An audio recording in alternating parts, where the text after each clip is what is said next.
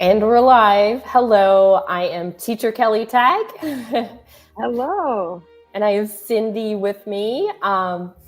Cindy, tell us a little about yourself and your channel.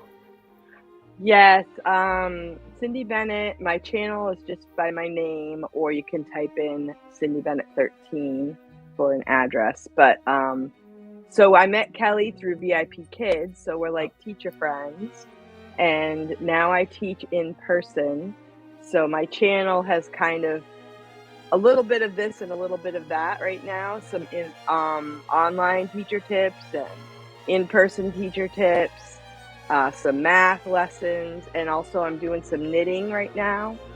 So I'm actually going to be starting up knitting socks, and I'm going to do like a group like on Facebook, and then put some videos on my channel as well to help people along, to kind of like a knit along type of thing, but in person or as you want to, and be available for questions. So that's what I have coming up. But that's great. You wear a lot of hats. You're also on the school board. I do. I'm going to say hi to people who are here. Hi, Rebecca. Hi, Luann. Great Hello. That you guys could come. And this is my channel, but just in case this is the first time you're seeing any of my videos, my channel is all about online and in-person teaching and books as well, which is what we're talking about today. So Cindy and I kind of read together, or we both commute. So we decided we were both going to listen to John D. Rockefeller and all about his life. I'm going to share screen and show where you can buy it on Amazon, although we both bought it on Apple Books and listened to it in the car. So anyways, tell us in the chat if you've read it or what you know about John D. Rockefeller. You know, if you haven't read this book, maybe you've seen stuff about him on the History Channel. I know I had. Let's just start with first impressions overall. Well, tell them how long this book was. Oh, yes. This book is 35 hours. So this was written by Ron Cherow, who is the same author of the Hamilton book that the play and movie was named after or made from. And he does not do short books. The Hamilton book's also 35 hours. So long. We listened to it for weeks, right? Yeah. Weeks. Well, I kind of cheated a little bit because I put it on 1.25. Yeah. That's as fast as I could go. I couldn't go any faster than that, but I could keep up at 1.25. Yeah, there were times I did. I would have like goals, like, okay, I'm home in 25 minutes and it's 30 minutes in the chapter, so I'll read a little faster so I can like end it, you know, when I get home. Yeah, and it was very interesting, and it's funny because I do teach in person, so my students are like tired of me talking about him because I would, you know, use him for many different examples in the classroom because I teach math. Right. So, so I thought it was very inspiring, and it was really good, you know, just learning. I love biographies, and I love learning about people's lives and being more informed, because a lot of times people use the name, but I didn't really know firsthand that much about him. You know, I just knew he was rich. Right. So. Right. That's what, and I knew he had to do with oil, but didn't know much beyond that. I love biographies. I love reading the stories of people's lives, and especially like successful people. Like, how did they get successful? What did they do? Actually, let's talk about this because they address this in the beginning of the book, and you even mentioned it to me. With any person, there's going to be people that like them and people that don't. I used to teach like a biography book club on OutSchool, and I used to always say to the kids, like, imagine if today someone wrote a book about Trump or Biden. Depending who wrote the book, there's people that love him and people that hate him. You're going to get different perspectives. So there have been a lot of negative books out there, and the beginning kind of talked about that. And you asked me when we first were thinking about reading this, is this book biased? And I was like, I have no idea, because I came into it with no preconceived notions. But what did you heard about him before you read this book? Yeah, it was funny because I had messaged you and I said, I'm not really sure what to think, because if it's written by a person who loved him, then it would be all like yay, yay, yay. And I've heard a lot of negative about the Rockefeller name in present days. So I thought it could be all negative, and it's kind of funny though, when in the foreword of the book, that's exactly what the author said. Yeah. Or is that what you call the foreword or the preface? Yeah. They said, some people loved him and some people hated him. And as you go through the book, you find out kind of reasons why. So I didn't really know that much about him like firsthand, because I had never done a biography of him. But it was kind of cool that little bit that I knew was actually true. Right. And we'll get into that, but he was a rich and famous person, and you're always going to have enemies when you are a rich and famous person. There's always going to be people out to get you, especially in the business world. Or jealous. Exactly. That's what I felt like. Same. A lot of them were jealous. Also, just to let you know, both Cindy and I are getting over a cold, so occasionally I might have to mute and cough, and that's why I might sound a bit nasally. So I have kind of an outline. Let's start with his early life when he was a child, early family life. Do you want to start? I thought it was interesting. I was very interested that he didn't grow up in a rich family himself. He had a lot of family dysfunction, I guess you'd call it. Yes. And so he had a lot of things to overcome, and I thought it was inspiring that he made goals for himself from a very young age. That's something that I had mentioned to my students, is that he had a plan for his life. He didn't just wake up and, all of a sudden get into business. He wanted to live a good life. He wanted to be... one thing I really loved about him was that he loved to work hard, and he always had money, but he was always giving it away. Yes. He had some money that he would have in his pocket, and he would just pass out money like dimes, or, in those days, maybe it was $1. I don't know. But I thought that was really cool, because young people don't normally... I think my kids are pretty generous, but they don't do it all the time. They don't think about giving to other people all the time. And that was very much a part of his life, was to be a giver, not just a person who made money and hoarded it for himself, but he was generous. Definitely. And I want to say hello to the Nostalgic Podcast, Pod Blast. Oh, sorry, I read it wrong. Hi, thanks for coming.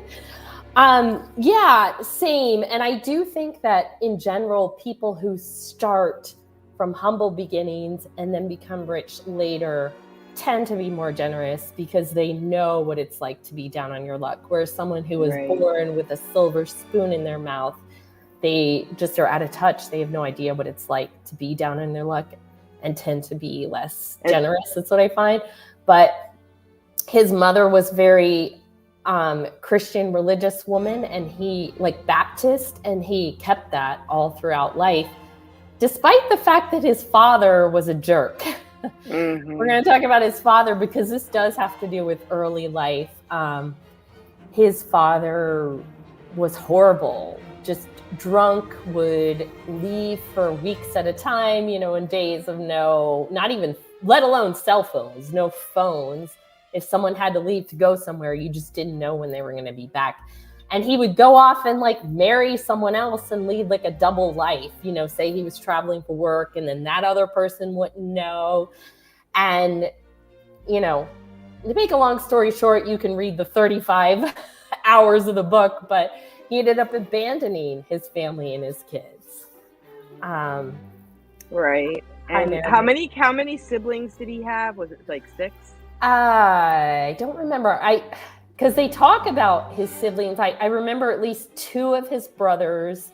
I know he had sisters too, right?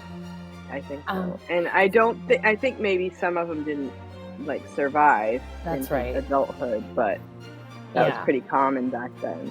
I But know. I thought it was really amazing that his mother like kept things together. Like she was amazing. Like just I would love to read a book about her, like how much she had to endure, and she just kept going and took care of her kids and still instilled in them good values. And she loved her family. They loved her. They loved her like crazy. Like they just took care of her. And I don't think she even knew that he had another family, right? No. He had another wife, but neither one knew about the other until like till he died, till the dad died, I think. Right. She just knew that he left, like he abandoned them. But, you know, that was during a time too when women didn't have a lot of choices for work. And so they lived very poor. They lived by selling things or, you know, the kids. Well, he also was very, the father was resourceful though. Like he went into business, any kind of business he could have to make money. Like he even pretended to be a doctor and sold medicine. Yes. And people went along with it. He had a different name when he, at the end, like Dr. something or other. I don't know. Yeah, actually, yes. Because think about it, without the internet, it'd be so much easier to get away with that. Oh, yeah. To just be like, yeah, I'm a doctor. And then how often do you go to the doctor's office and like double check their credentials? Or if you do it online. You know, people just trust that if you have a place and you say you're a doctor, that you are. So he literally with no, like, that's just so scary how he could do that with like no doctor degree. Just, yep, I'm a doctor, and start practicing.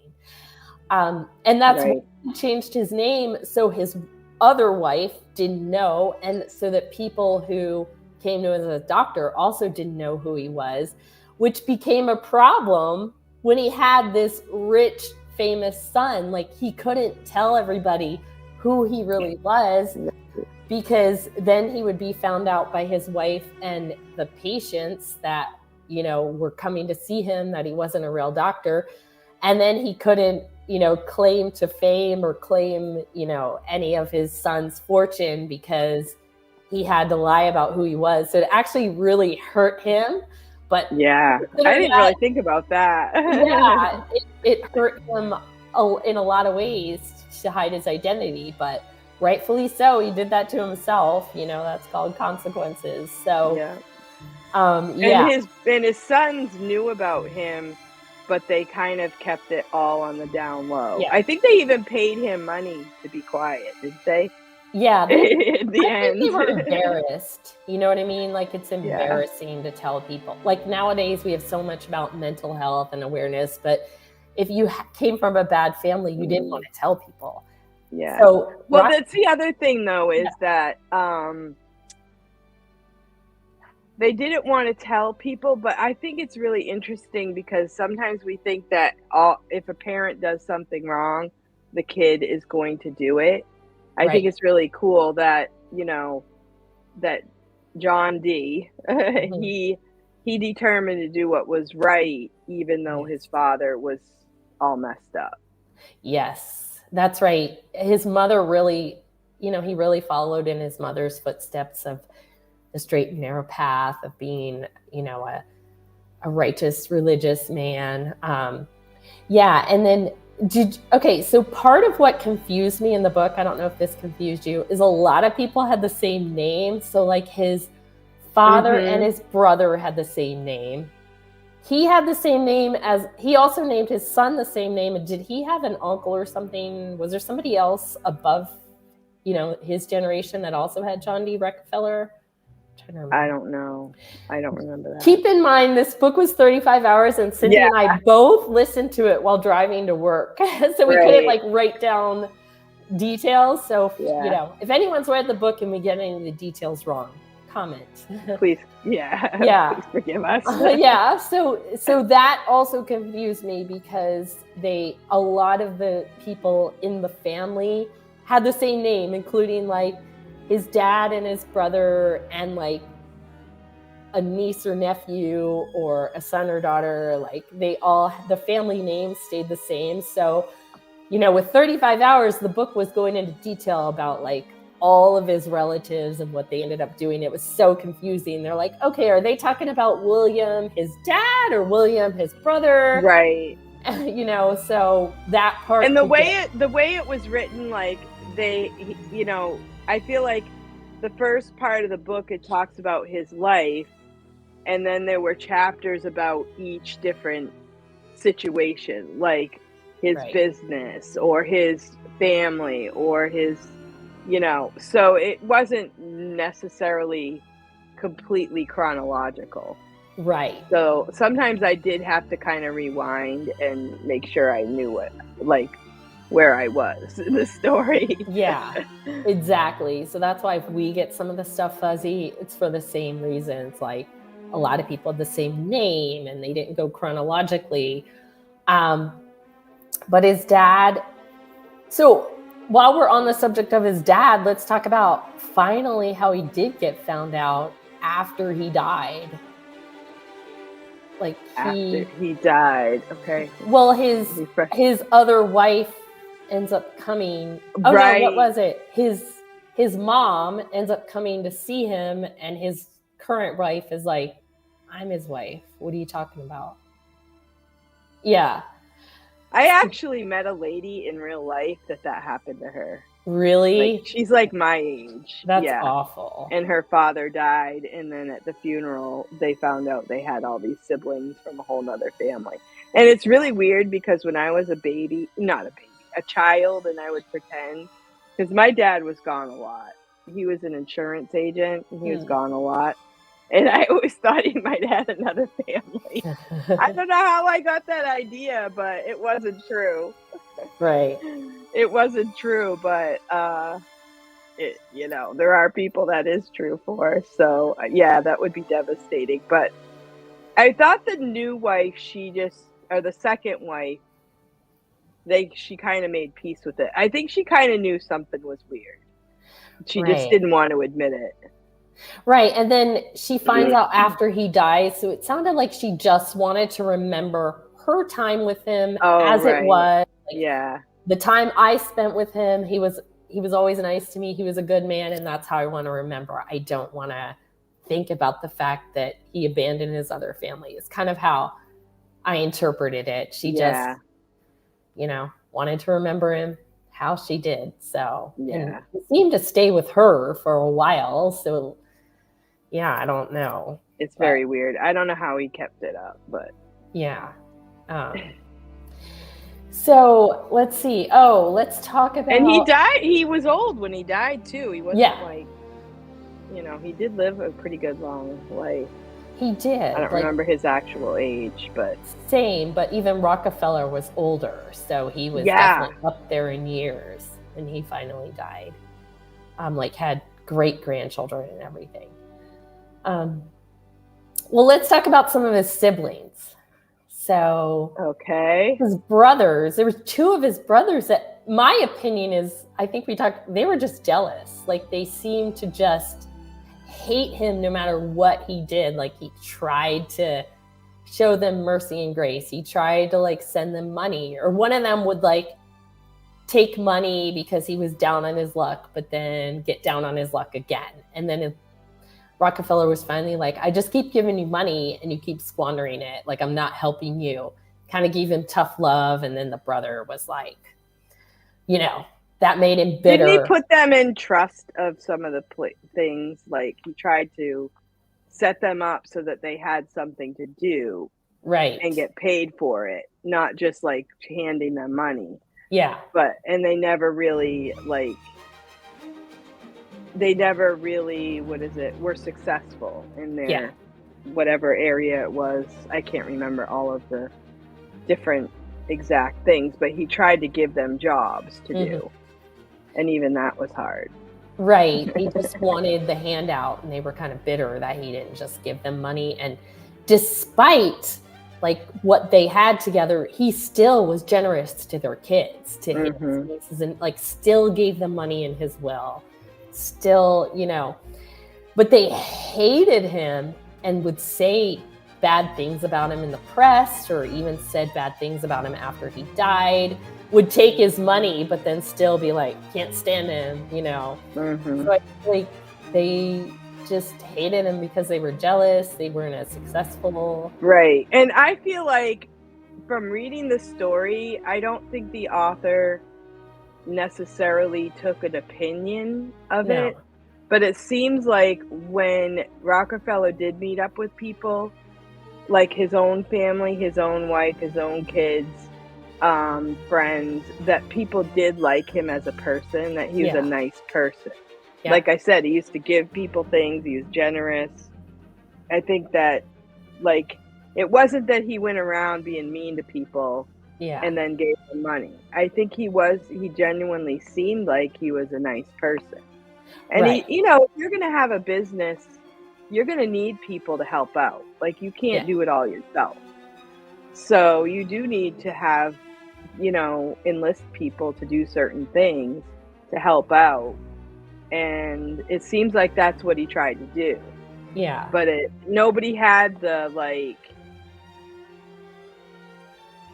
I don't know. It must be that way for people when they do a business. It's hard to find people that you can trust, like you, like work as hard as you and have the same, like, standards and, I can't think of the word, but living a good,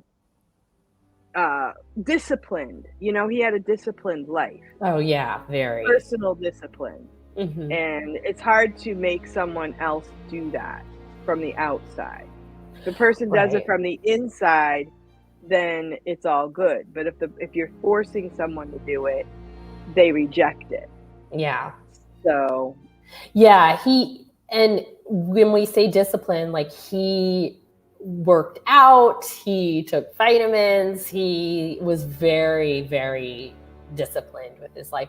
But I do feel like a little bit he seemed to impose his personal beliefs on his employees, which you can't do. Like, everyone's gonna have their own personal beliefs and personal disciplines in what they do and how they live their life, and you're hiring them to do a job.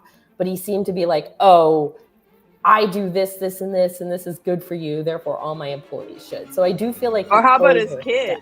Yeah. Well, he made his kids sign a paper. Like, I wanted my kids to, follow my standards, but I never had them sign a paper. I didn't have the money to pay them for it. Right. Yeah. I feel so. We're talking about after they became adults. Obviously, when kids are kids, you have authority over them, but, like, he would still give his adult kids money, but then want them to write everything they spent it on. It's like, you can't. Well, I'm talking about when his kids were younger, like in their teenage years, he made them sign a paper that they wouldn't drink, they wouldn't smoke, they wouldn't go to parties and things like that. He made them sign a paper, and if they didn't do it, like if they kept their word and followed what he said, then at the end of maybe when they're 18 or something, he had a certain amount of money he would give them. Like, that's right. But he didn't withhold from them most of them did keep to it. I think there was one daughter that sort of rebelled, but he still loved her and still tried to help her out, and everything. But that's what but I think he was, because I'm kind of that way. Like, I wasn't rich, but I wanted my kids to follow a certain lifestyle. Yeah. And I think he did it because he thought it was for their benefit. I don't think he did it because he's trying to control them. Definitely. But he truly believed that this would be for their benefit, Yeah. And that's a hard thing to force, you can't really, people have to make that choice for themselves. Yeah. And even as a parent, we've seen where that doesn't work, to, like, force a person to do it. But if they want to do it, then, But I thought that was interesting. I was like, oh my word, you didn't even sign a paper even. I know. I do feel like it was a little Jim Bob Duggarish how they were. He controlled them with finances even after they were adults. Like, oh, if you're gonna, he told one daughter, I know you do a lot of parties. She ended up marrying someone from, what was it, McCormick? The spices. Was it McCormick? Oh yeah, I didn't really equate those. Okay. Yeah, so he's like, she was entertaining a lot. He's like, you can't have alcohol or cigarettes or anything at your parties. And she made him promise. It sounds like she kept to it, because even with pushback, she's like, I'm throwing these parties, but something's missing. Her husband said, alcohol, because all the other women in your position who throw parties have alcohol. So she tried to do other things, like bring in other entertainment and things like that to try to make the parties. So she did listen to her dad. And well, he didn't even want them dancing. Yeah. And I know one of his sons, like was he the youngest one or something? You always let up for the younger one. Yeah. And so he finally consented and let him do a party with dancing, but the mom didn't go. She just stayed in her room.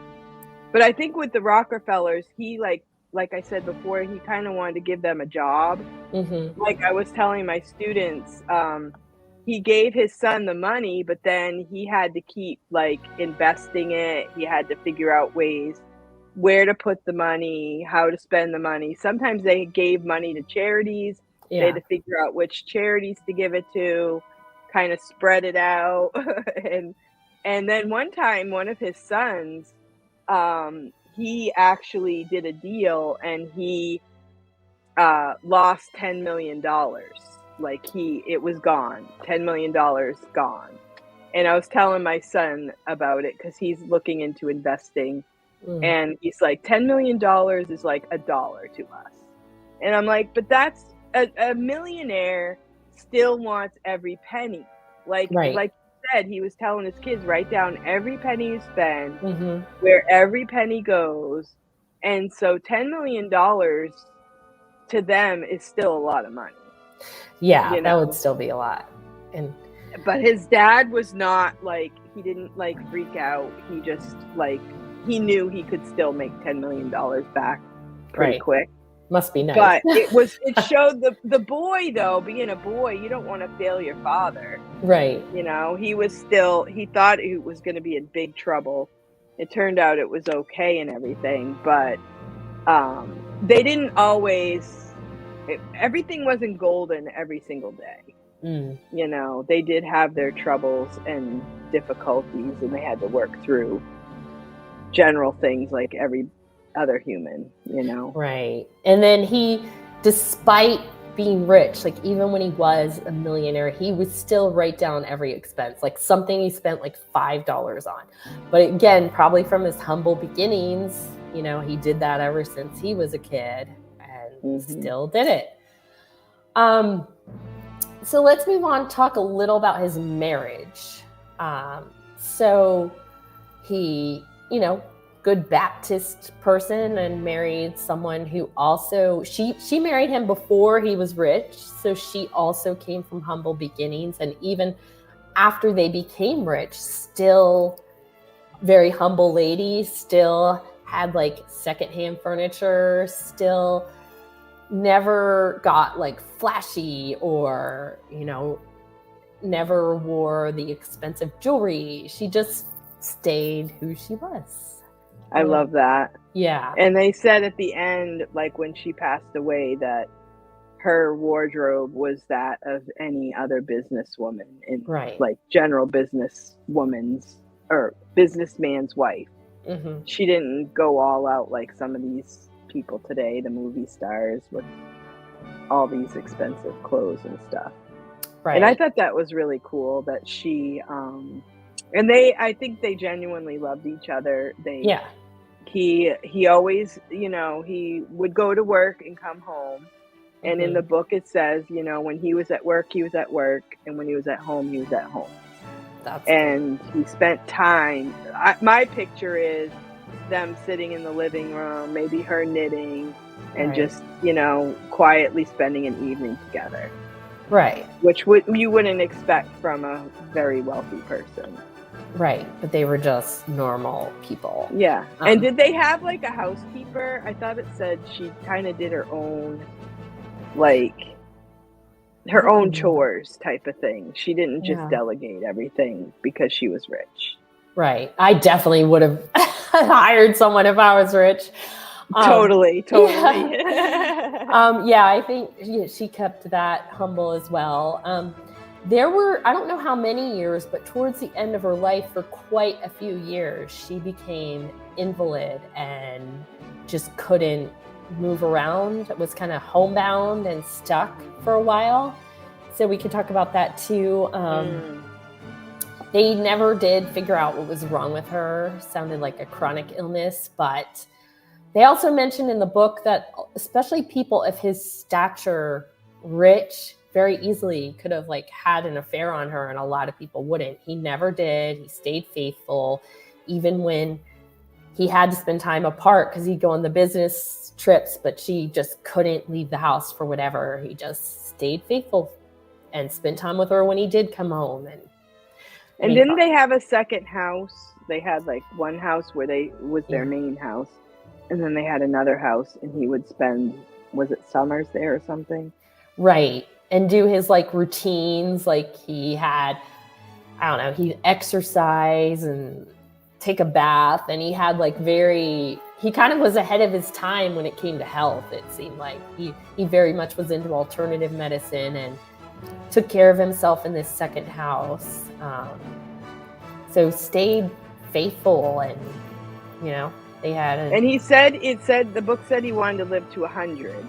Right, and he almost did. He was trying to be healthy.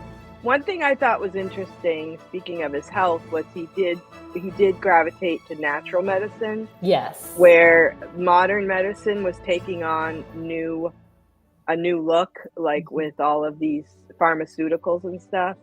But Rockefeller, even though he donated to the hospitals for research and everything, he kept himself in the natural medicine realm. Yep. And he almost lived to 100. So yeah, do you remember what age it was? It was close. I thought it was like 98.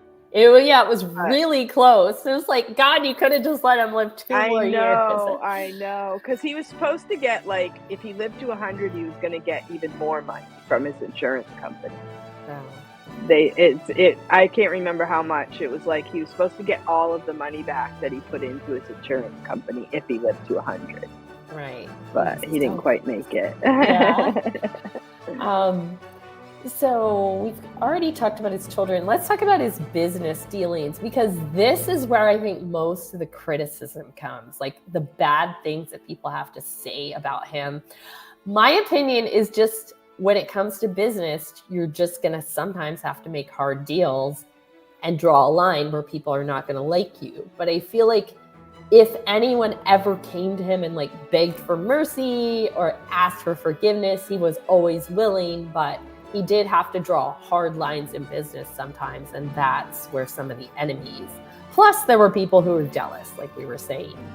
Well, I think too that I'm not sure, because I don't know like all of the ins and outs of stocks and all that stuff. Yeah. But at the beginning of his business, where he got into like the oil and the steel, and he was able to sell stocks and things like that, the laws were wide open, and he made a whole lot of money on it. And then over time they started tightening up the laws so that he couldn't make as much money. Mm-hmm. And then people thought maybe he was doing things that were dishonest, but he was doing things within the law to do it.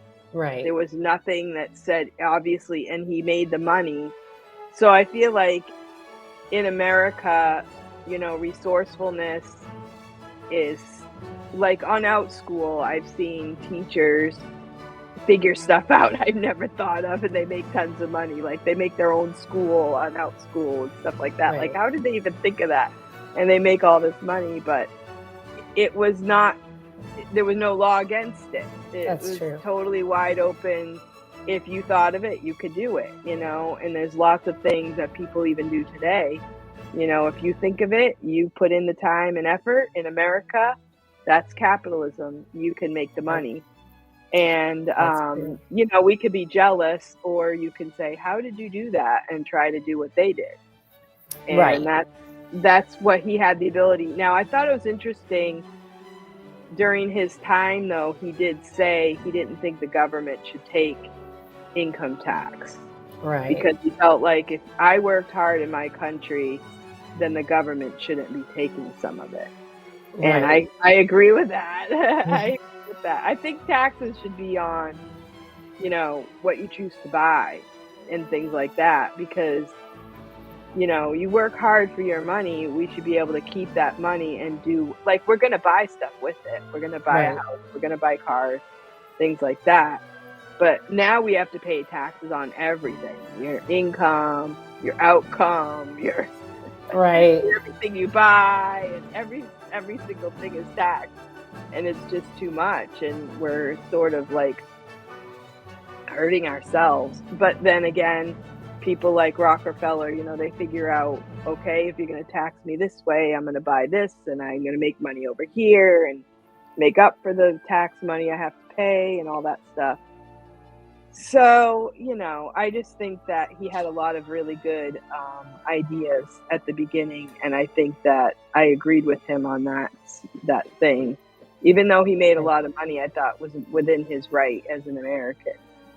Right. I agree. And just to give our audience perspective, so in his early years, Lincoln was president, and then he did have a lot of dealings with the different presidents, being that he was a rich American icon, and he even went to the White House and visited some. So I'm not sure if Roosevelt was president when he died, but at least in later years, because as you know, Roosevelt came along with all this New Deal stuff, and probably pretty obvious he wouldn't like that kind of stuff, considering he was a big business mogul. But so also, before you judge some of the things he did, realize that he was alive before there were laws in place, such as no monopolies. That came along later after he already had a monopoly. So he did try, when smaller business people came along and tried to start oil companies of their own, he did try to put them out of business. So a lot of people think he was evil because of that.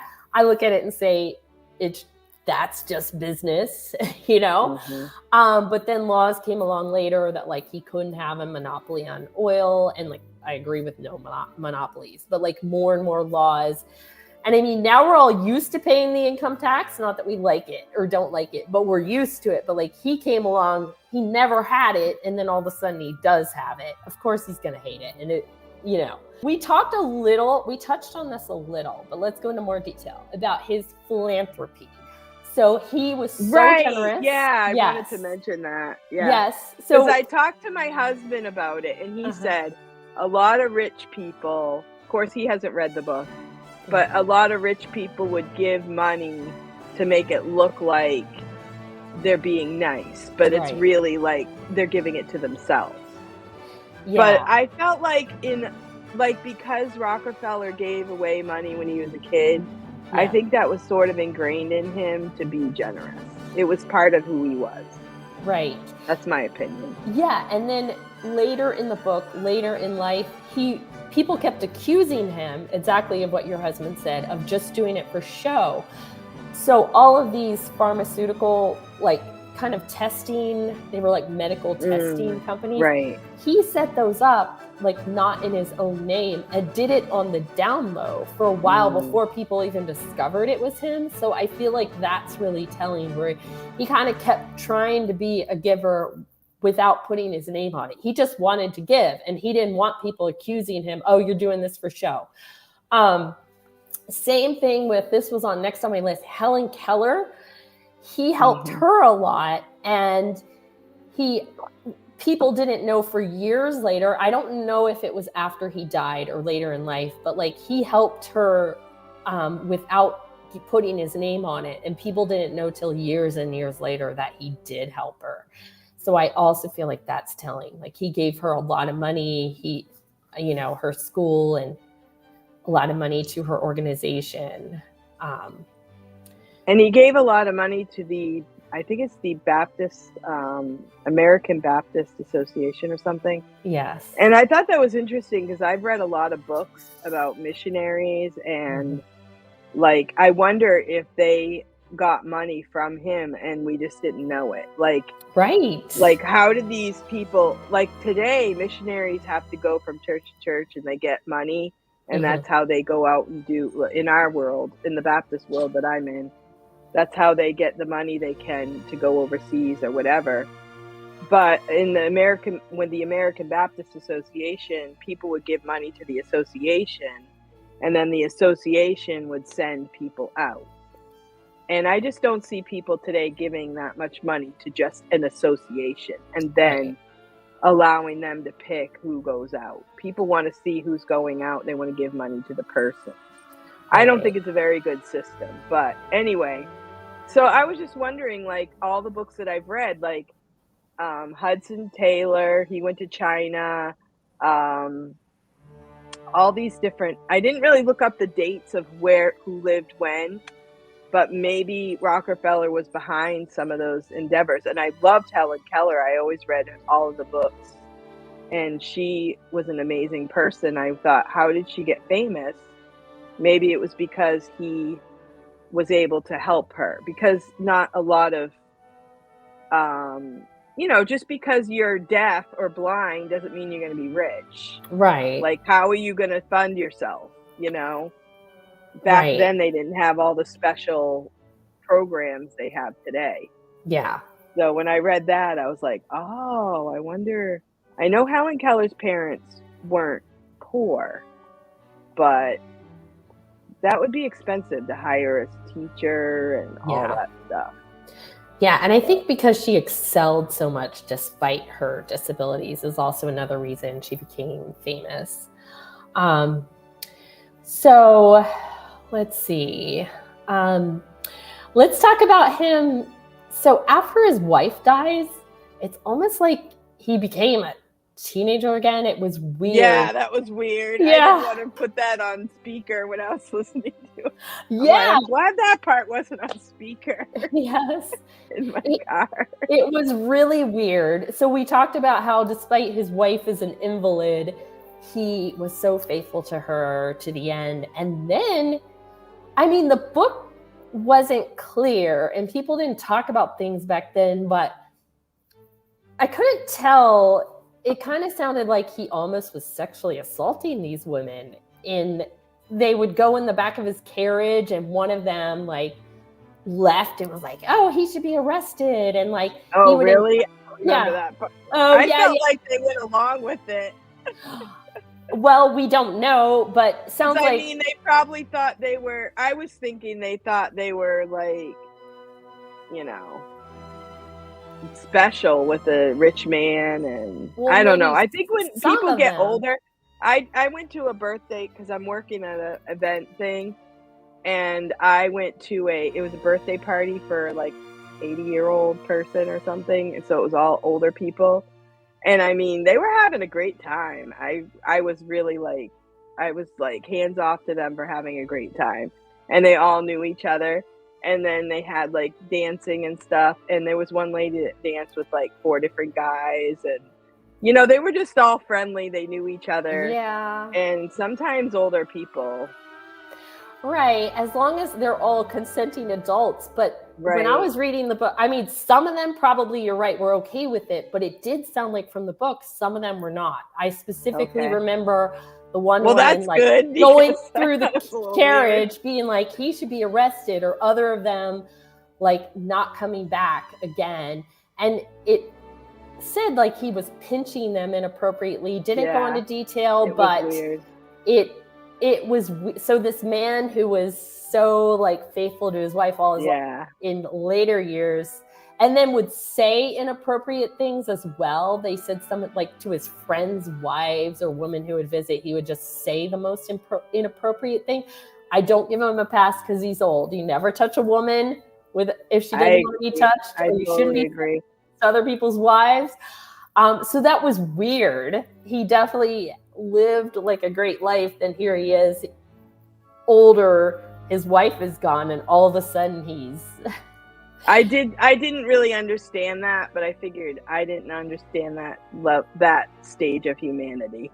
Is all I was thinking that it's not something I would be okay with, but right. And I mean, I don't know. It's almost like he resisted all his life and then just let loose the last few years. And I still don't think he was a drinker though. Like, I don't think he was drunk or anything. No. Never but did he definitely let go of some of his standards when he got older. He did, yeah. So, I mean, no one's perfect, but yeah, he definitely like just let loose with that. But with drinking, sounds like he never. And he was even quoted as saying, the reason I'm not a drunk is because I never did the first drink. And I think that's powerful, because no matter what, all of us as humans, we have some vice. You know, for some people it is drinking, for some people it's food, it's, I also heard the saying, it's harder to stop a bad habit than to never start. So I feel like he did have a good point there, So. Yeah, I don't make excuses. Like, I just don't remember that part where it was all negative. I just figured that it was what it was. I didn't really read into it any. And I don't pretend to think that I'm not going to sit here and say I thought he was a perfect person. No. When I talk to my students at school, I mostly used the example that when he was a young person, he made choices to live a certain way, and that's what helped him be successful. Like, he had discipline and that kind of thing. And that should carry out through your entire life.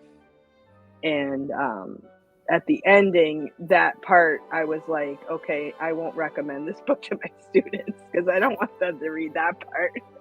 Yeah. Mrs. Bennett, you said he was a good guy. Look what he did here. And I'm like, I know. And I don't think, like, no one's perfect. I don't think it discounts the good things he did. I just think I don't know what happened there. He obviously went. Like, if I were there, I would tell him that's not appropriate. Right. Definitely. So let's see. Let's talk a little about his legacy. Oh, we talked about his business, but then we didn't talk about the accident that happened. That was huge. You remember? Okay, let's talk about that. Yeah. I don't really understand everything about it, but it was something to do with a mine or something. Weren't they like? I don't really understand everything about it. Do you remember it? I just remember that because of decisions that they made, some people, there was fighting or something. There was fighting between the workers, and they hid some of the women and children in a bunker type thing. Oh. Okay, I remember what you're talking about now. Like I said, the book was 35 hours. I can't remember. It might have been the steel. Yes. Mining. And I think he wasn't directly responsible, but it was like his business was responsible, and ultimately you're responsible, or people are going to blame you if it is your business. They told them that people were fighting and everything, but then they didn't really do anything about it.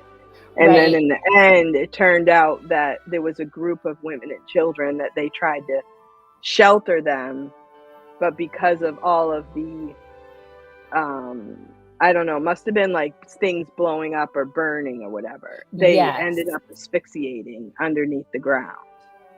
And then they blamed Rockefeller for it.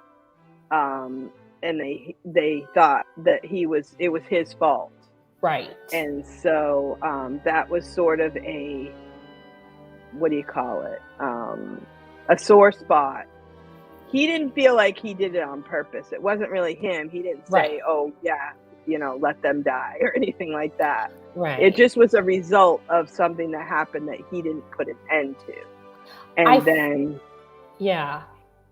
So I think wasn't that during the time of all like the labor laws started to come in, the labor strikes, when businesses in general weren't always treating their employees right? And like I said, I don't think he was directly over these people, but like he was like the CEO or overhead of like the whole organization. So he got blamed. And yeah, of course the CEO should, but he wasn't like directly, was my understanding. Right. And it's not like today where people can just fly over there and see what's going on. And, right. I don't know what should have been done. I have no idea. But I just remember that people did die, and then they call him a killer and everything like that because, but, things did happen in the early days, like in mines, people got stuck in mines, or, factories around here. There were people that things happened in factories that people did die, and then they had to make changes to make sure that people were safe. So, so then people did, for that period of time, looked bad on him, but then the story said in the news he looked like a horrible person, and they would make up like cartoons about him and things like that. Right. And then, but when people met him in person, they're like, he's actually pretty nice, so his like life in the world was very negative, but he still was able to keep his own personal life who he was.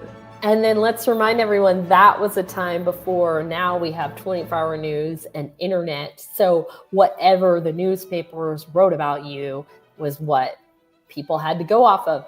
Oh, one major thing, since we're talking about, was that lady that wrote a book against him. Right, that's right. He wrote all kinds of terrible things and was like out to get him. She would like, didn't she go to church with him to kind of try to get to know him? And I can't remember her name, and her name was like throughout the book, but I can't. Let me see if I can Google it, like the bad something, what search term, like bad book. Kate or something? Kate something. I was gonna have my phone. I don't even have my phone here. Yeah, but she kind of smeared his image. But then didn't his son end up having like a good relationship with her later? It was really weird. Like his son. I can't remember that part. Yeah, like his son. But I know at the end, the end of the story, people started thinking maybe she was kind of blowing things out of proportion. Right. Well, I feel like something happened with his son, John D. Rockefeller Jr., where like he ended up having a good relationship with her. It was kind of weird. So here, I'm trying to Google. Yeah, I can't remember that part, but I vaguely remember. I think that's the hard part about listening to the book. Yes. Like listening to the book, and then you want to go back a few pages, and you don't know. Like, I think that not having the book in your hand, like looking at the words, I think that does help you to remember things. I do so too. And we like could have highlighted special things to help us remember. Again, we were commuting and we're going off memory. So we still remember a lot. We've been talking almost an hour. I know, it was 35 hours long. So, well, there's one thing I wanted to bring up too, and I'm going to share a picture. So I actually wasn't done reading the book when I went to New York City and went to Rockefeller Center. There I am. Oops, Cindy. Okay, so here I am in front of Radio City, Rockefeller Center. And I was telling everybody, oh, I'm reading a biography about him. They didn't share my excitement. But they didn't talk about Rockefeller Center in the book towards the very end. So I hadn't even gotten to that portion of the book when I went a few weeks ago to New York City. But the Rockefeller Center in New York City was actually more named after his son, John D. Rockefeller Jr. And Jr. was the one who kind of, created the whole Rockefeller Center in New York. And the John Rockefeller Sr. was more of a country bumpkin and literally would have never had anything to do with the New York City Rockefeller Center. So I thought that was interesting. So when you visit Rockefeller Center in New York City, just know that's more about John Rockefeller Jr. And I think he had an office there, John Rockefeller Jr., like right downtown Manhattan, right in the heart of New York City, which is why that part is called Rockefeller Center. So, which is, I wondered about that, because where was it that's the other interesting thing, is that John D, didn't he live in the same house basically? Other than, you know, he had another house that he lived in. I can't remember the address, but they kept saying the address. Was it Pennsylvania? I can't even remember where he lived. Oh, I don't remember. They lived basically in the same place, like their whole, like they would add on to it, but they did, yeah. Yeah. So that was kind of interesting too. They had a homestead, and that's where they kind of always based out of. Right. So yeah. So it was the John Jr. that worked in New York City. So he worked there, and that's why he named. And what did he do? Like, what is there? Like a whole hotel? Or what is it? Like a whole shopping area? It's Rockefeller Center. Yeah, it's just an area with a lot of stuff. I don't know if you watch like the morning shows. Like the Today Show. They're always at Rockefeller Center. It's like right there in the heart of New York. Okay. That tree, like Radio City Hall, where the Rockettes do their famous leg kicking. That's all named after Rockefeller. So they always do the tree, the Christmas tree, right? Which was the picture I showed you, right? So let's see. Anything else about his legacy? Like, again, I didn't know much about him, but like those of you in the chat, even if you haven't read the book, like when you think of him, even before you heard our talk, like what do you think of? What's like his legacy? Well, I know that like before I read the book, I knew that he had a lot to do with like the medical as we know it today. And he gave a lot of money to like Johns Hopkins and other hospitals for research, and also to colleges. He gave a lot of money to colleges to help the colleges to thrive. And a lot of people in my world criticize the philosophies sometimes that come from those places. But I don't feel like it comes from the original John D. Rockefeller. Right. My sort of, what is it? Perspective, belief is that he made the money. He did, created the empire basically. And then whenever he would give money, like say he gave money to Johns Hopkins, he would give the money, but then he would make a trust, like a board of trustees. And there would be like 5 people that would be in charge of that money and of that place. And that was supposed to be for safety, like so that, one person wasn't dictating everything, but that they have a group of people that would talk about different things, which is what we do in a lot of places. Like I'm on the school board. We have a board of our town. We have 5 people who run our town and stuff like that. And that's for safety, so that, you have different people talking about it. But I think that a lot of the negativity and a lot of the bad stuff happened when people were in those positions and they didn't always do the right thing. Yes. And I don't think Rockefeller could control that. You do the best you can. You give the money, you create the situation, and then you have to give it over and allow it to do what it needs to do. He couldn't control every single situation. But I thought that was interesting how he would give the money and then, appoint trustees. Right. So I agree with you. I think he had good intentions when he gave the money. And if later it was misused or mishandled, that wasn't his fault or on him. But, you know, his name was attached, so people blame him. So yeah, Right. I agree with you there. So, well, we'll come back and do this again, maybe for the Radium Girls or another book or something. So yeah, thanks. I would love to. Yeah, keep it going. Yes. All right. Thank you so much. Thanks for coming on. Have a All right, great bye. day. Bye, Okay, everybody. bye. Thanks for coming. See ya.